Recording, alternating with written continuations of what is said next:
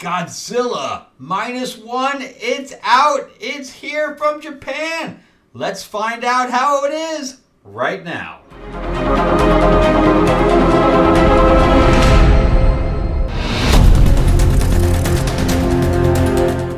Okay, let's talk about Godzilla. I finally got a chance to see that. I know I'm a couple of days behind probably everybody else right now.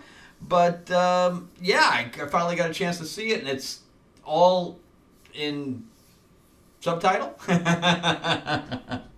Before we begin, my name is Frank Zanca. I am your host. I am an award-winning screenwriter, novelist, and a comic book writer.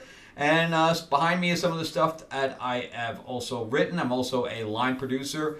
I just moved from Los Angeles a couple months ago to Atlanta. It's probably 3 months now. And I do have a Kickstarter running right now. Depending on when this comes out, it may have been already over. But I have Lords of LA. It's my vampire mob set in the 1950s. And here's issue 2. That's what's on Kickstarter right now. This is only half of it because I wanted to read it, so I had it printed. I still have about 12 or 13 pages need to be drawn yet. And this was number 1, which then both of them are about 48 pages, so they're both double-sized issues. And it's about a lounge singer that gets caught in a love triangle, or a lust triangle, really, because she doesn't really love them. And yeah, so she's turned, and it destroys her life. So 60 years later, after creating her own power base, she decides to take revenge. And now she's back and ready for some bloody vengeance. So it's a bit more of a mature book. It has plenty of blood, sex, and gore in it. And so if you want to jump in there, the QR code is right here. And or the link is in the description below, or you can just go right to Kickstarter and type in Lords of LA, depending on when this comes out. Hopefully you can hit it before it ends. All right, and everybody who has supported already, thank you very much, because we are fulfilled. I mean, we're fulfilled. We are funded, and we also have hit now 2 stretch goals. Only about $500 from hitting the 3rd. All right, so let's jump into Godzilla. Godzilla. So this is the one directly from Japan. I heard it had a budget of only $15 million. The effects are good. I wouldn't say they're great, but they are good. The beginning feels a little bit like Jurassic Park. So I thought he was small in the first scene. And then later on it says, yeah, he's gotten bigger. So then we get the regular Godzilla later on where he's, smashing through the city. So I'm trying to figure out how to talk about this film. So did I like it? I'll just start with it.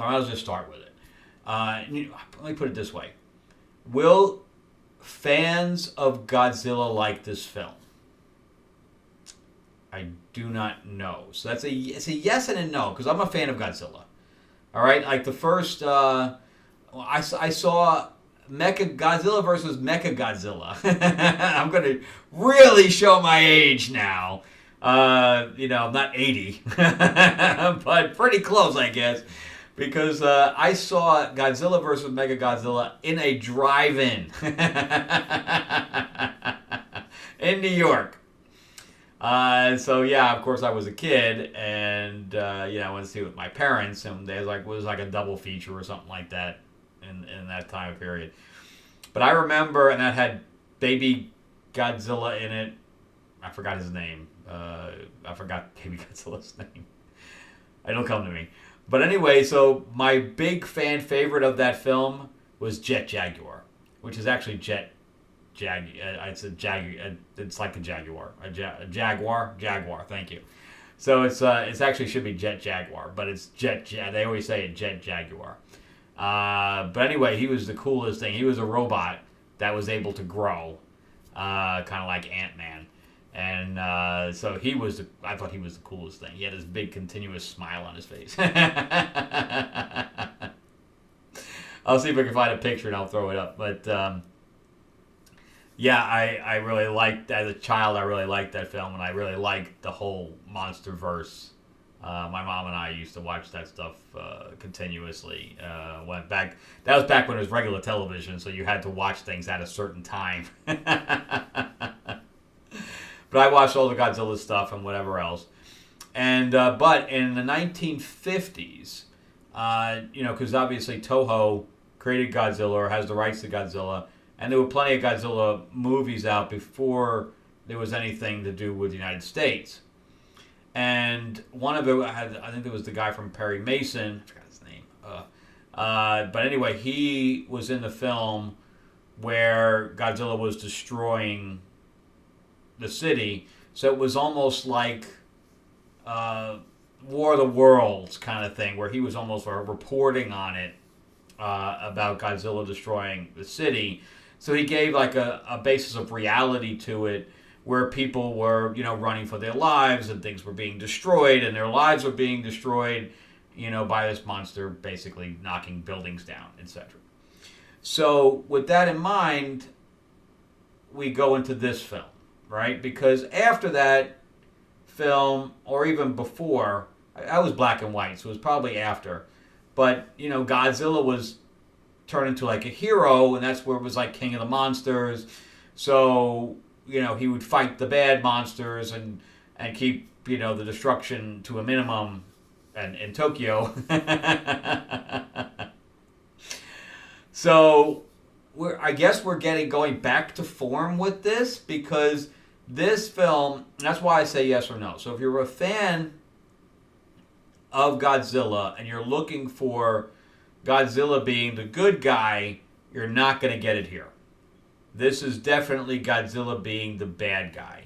And going back to that 1950s movie where he was just there destroying everything. We don't know why. We know that he's kind of awoken by nuclear energy, etc. And this takes place right after World War II, which would have made more sense that Hiroshima and Nagasaki, which is where he would appear, because obviously that's where the bombs were dropped. But that's not the case. Here he first appears in Odo, and then, of course, he goes towards Tokyo. So the film follows, and I thought this was very interesting, because that's one thing that the U.S. movies can't get right, is that they introduce us to human characters that we don't care about. We just want to see the monsters fighting. And that's what we want here too, but I found myself very drawn into the human interaction and story arc that this film created. And I'm not going to even try to say some of the names, but I think his name was Keiko or something like that. And so he is a kamikaze pilot, which we've never seen anything from that point of view ever. So he is a kamikaze pilot, and he is a coward. All right? So he refused to donate his life, which is basically what he would have had done. Donate his life to the cause. Guaranteed, because he'd purposely crash into something. And instead, he fakes having his plane malfunction so that he can go to Odo with the mechanics and escape the war completely. So he lands, and I'm not going to really go into any spoilers. I'm just going to go into the human side a little bit, because that's the basis for the film. So he goes to Odo, and the mechanics go, yeah, we can't find anything wrong with it. So they know that he is, a guy that has tried to escape the war, and they're judging him, of course, as a coward. And one guy does walk up to him and say, yeah, well, I probably did the same thing. But anyway, it's basically like a deserter, if you want to put a label on it. So at that point, the smaller Godzilla that feels like Jurassic Park goes and wreaks havoc with these guys, and he still can't fire any weapons. He's just a scaredy cat, and that's where his arc lies. and he allowed all these people to die. He didn't do anything about it. And one guy lived, the one mechanic, and of course blamed him for everything. And he ended up collecting a whole bunch of pictures from the guys that died there and gave it to him, as if this was an albatross for him for the rest of his life. So when he gets back home, even the neighbors are calling him a coward. And they know that he was signed up to be a kamikaze, and the fact that he's back means that he did not achieve his mission. So his father and mother are dead, and this woman who just stole something or whatever runs up and hands him a baby because she's being chased. So anyway, she ends up coming back and getting the baby and just kind of moves in with him. So the whole story is about, which I wish we had seen a little bit more relationship out of them, because there is none. Not until the very end. So the story revolves around them trying to raise this child, and he has to go out and make money. He has to be the breadwinner. So he ends up, since he can shoot, you just can't shoot people, I guess. He can shoot anything else but people. So he's hired onto this boat to do a very risky job of demining the ocean that's around. I don't know what city he's part of. Giza, I guess, Ginza, something like that. So they have this wooden boat, because anything that's metal, the mines would attract to it because they're magnetic. And they have to cut these things down, and then they have to let the mine go, and then they have to fire at it. And then the government tells them to start collecting a few of them. And they're like, why? Why? But it ends up that they know Godzilla's coming, and they're looking to create weapons from them. And it's funny that they bring up the U.S., that the U.S. can't help them. So I guess they were on good terms with the U.S., because the U.S. is mentioned many, many times. And the funny part about this is that this film is very diverse. And when I say it's very diverse, I mean there's no white people. So if you want diversity where there's not a single white person, this is the film for you. However, there's not any other race either besides Japanese. So I'm waiting to see if anybody comes out and says, well, this film's really not diverse because it only has Japanese people in it. I'm sure they don't care, man. They don't run the SAG rules. But there's some really good moments in here. We get to see the little girl kind of grow up a little bit, and she's the cutest thing ever. How they got her to act, I will never know. And if she actually says the lines, I don't know if she actually does, or if that was like a voiceover or ADR or whatever. But yeah, so then we have Godzilla constantly appearing and destroying the city, and it's up to them, since there's no outside help, that they're just using locals to try to defeat Godzilla, who just keeps healing. He just not only heals, he's kind of like Wolverine, where he just kind of repairs himself, which I've never seen before. That's never been in a Godzilla movie ever, that he just continuously repairs himself. It's actually not even like Wolverine. It's more like Deadpool. Where it's almost instantaneous, that even from like one cell he could regenerate himself. I don't know how that works. But anyway, so that's the basic storyline. So we get some really good arcs with all the characters. The friendship that he has with his boat crew is really good, and there's high stakes, But the fact that it's not a MonsterVerse film, and he's not the good guy, and we're rooting against him, I felt weird about it. Even with Godzilla versus King Kong, they both got their own licks in, and you knew neither one of them were going to die, right? So with this, he's like a villain. I mean, he's destroying stuff. We have to root for the hero and his friends on the human side against Godzilla, and that's what felt weird. So the character of Godzilla does not feel like Godzilla to me.